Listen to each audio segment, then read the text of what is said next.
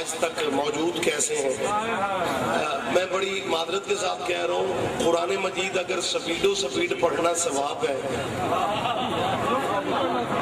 تو اسے سمجھنا بھی تو ثواب ہونا چاہیے۔ میری بات آپ تک پہنچ رہی ہے؟ بڑی جلدی میں چاہتا ہوں، یہ سمرن باتوں میں باتیں جب آتی ہیں تو ٹائم پھر زیادہ ہو جاتا ہے۔ خدا فرماتا ہے اِنَّا أَنزَلْنَاهُ فِي، بول پڑھو آپ کو جو آیتیں یاد ہے نا وہ ساتھ صاحبان ممبر کے پڑھا کرو۔ جب یہ ویڈیو بن رہی ہوتی ہے نا تو سیدھی پتہ نہیں کس مذہب تک جاتی ہے۔ کئی دفعہ ایسا ہوتا ہے کہ جب مجمع شیعوں کا آیتیں ساتھ پڑھ رہا ہوتا ہے نا تو پھر بچے جا کے اپنے مولویوں سے پوچھتے ہیں، مولوی جی شیعوں دا قرآن بھی یہی ہوتا ہے؟ خدا غلط فہمیاں کیونکہ اتنی ہیں، بچے یہ سمجھتے ہیں کہ شاید یہ کوئی دین ہی وکھرا ہے۔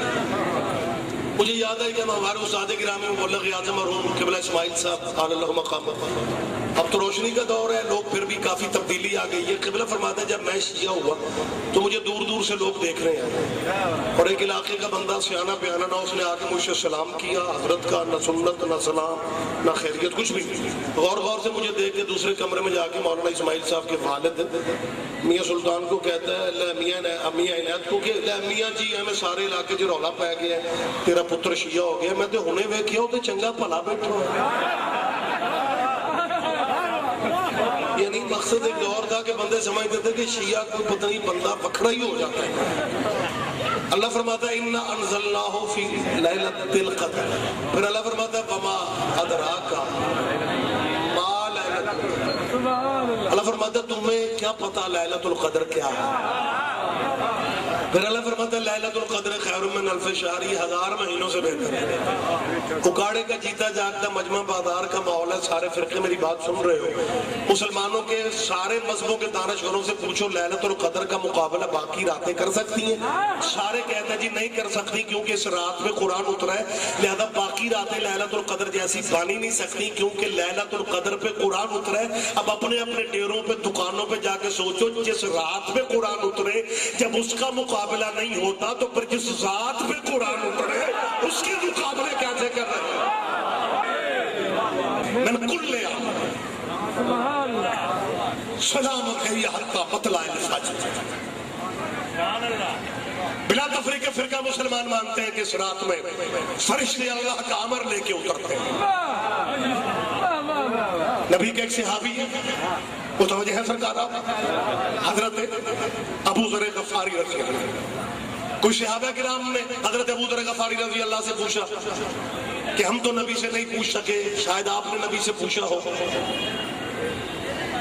کہ لیلۃ القدر صرف سرکار کی زندگی تک ہے کہ یا قیامت تک آئے گی؟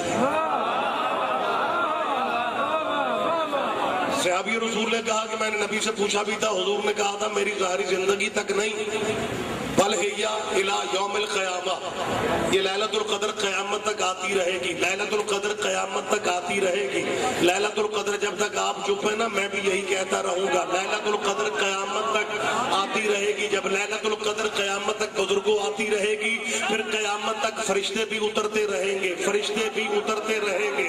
اللہ فرماتا ہے من کل امر، اپنا ہر امر لے کے فرشتے میرا ہر امر لے کے، اولاد دے دو، رزق دے دو، عزت دے دو، وقت دے دو، حکومت دے دو، خدائی بجٹ والی رات ہے، فیصلے اللہ فرماتا ہے، جو بھی امر کا معنی کر دو۔ اللہ فرماتا ہے ہم امر دے کے فرشتوں کو بھیجتے ہیں۔ محمد فرماتا ہے لیلۃ القدر قیامت تک آتی رہے گی، فرشتے امر لے کے قیامت تک اترتے رہیں گے۔ اگر زمین پہ اول الامر ہی نہیں ہے، امر دے کے تیرے مولویوں کو جاتے رہیں گے۔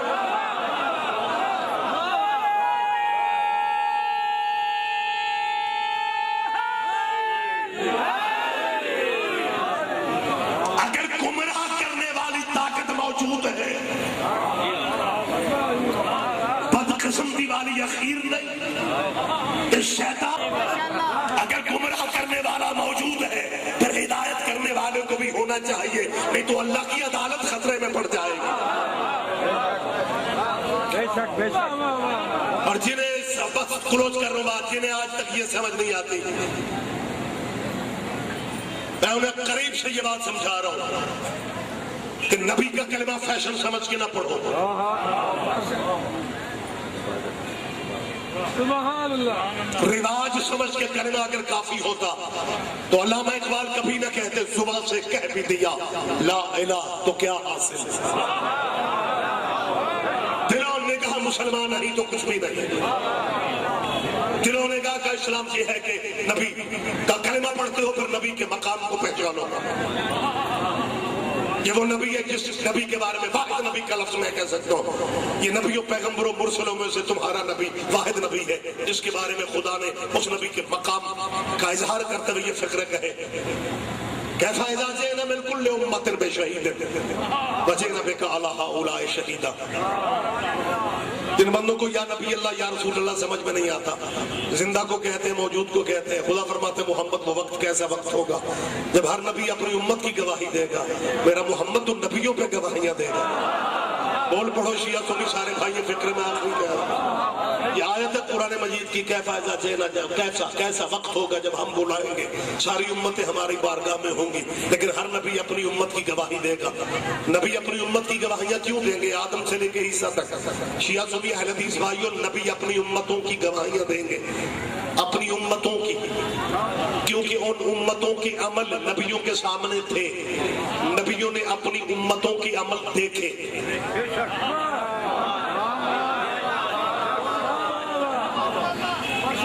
گواہی ہوتی ہے چشمدید. بندہ آنکھوں سے دیکھے تو ہوتی ہے گواہی. خدا فرماتا ہے باقی نبی امتوں کی گواہیاں دیں گے، میرا محمد نبیوں کی گواہیاں دے گا. گواہی چشمدید ہوتی ہے، تمہیں ماننا پڑے گا. آدم دنیا میں آ رہا تھا، محمد بیٹھا دیکھ رہا تھا. اوئے ہوئے ہوئے بولو یار خدا کے لیے طاقت فرما.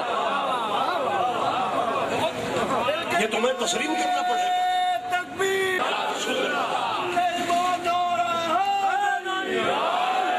اور صاحبان اکرامی قدر اگر کہو یہ ممکن نہیں ہے کیونکہ پیشہ دیتے چل تو خود بتا کہ بھلا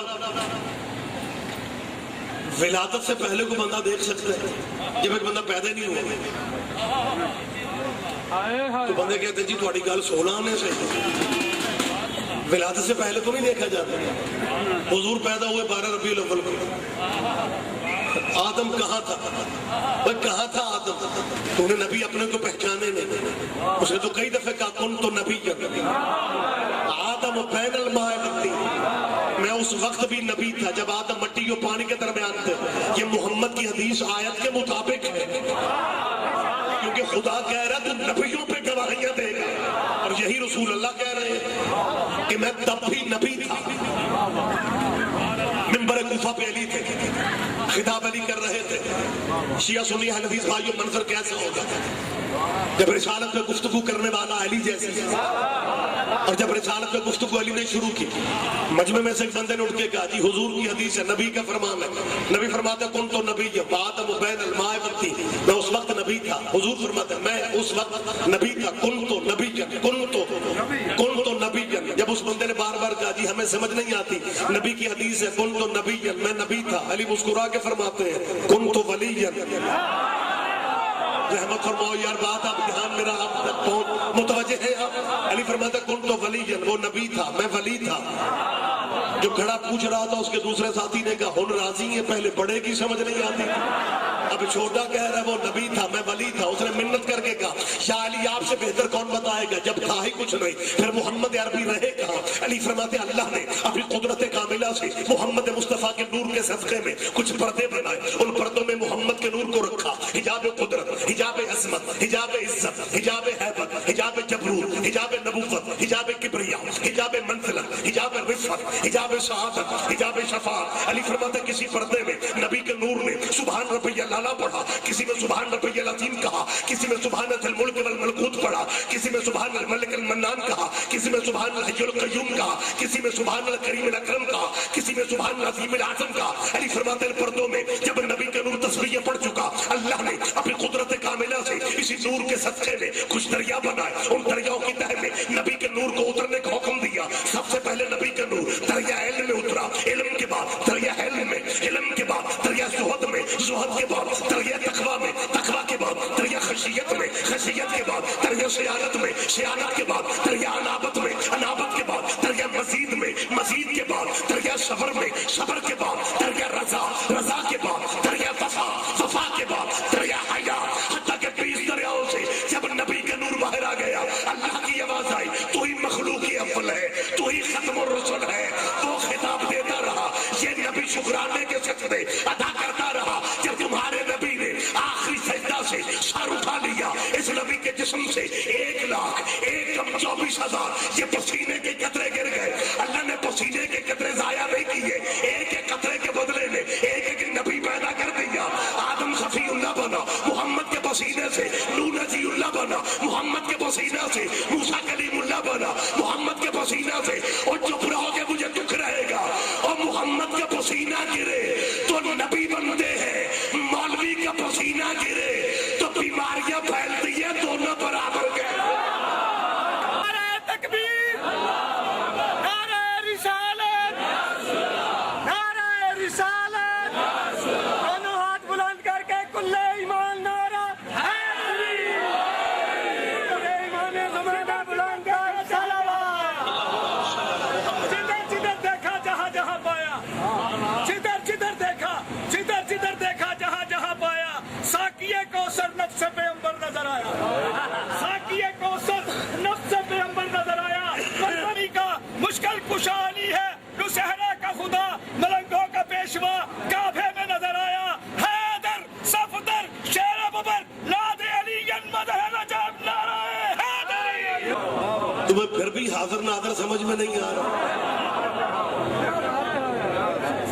نبیوں کی گواہیاں تب دے گا نا جب نبیوں سے پہلے ہوگا۔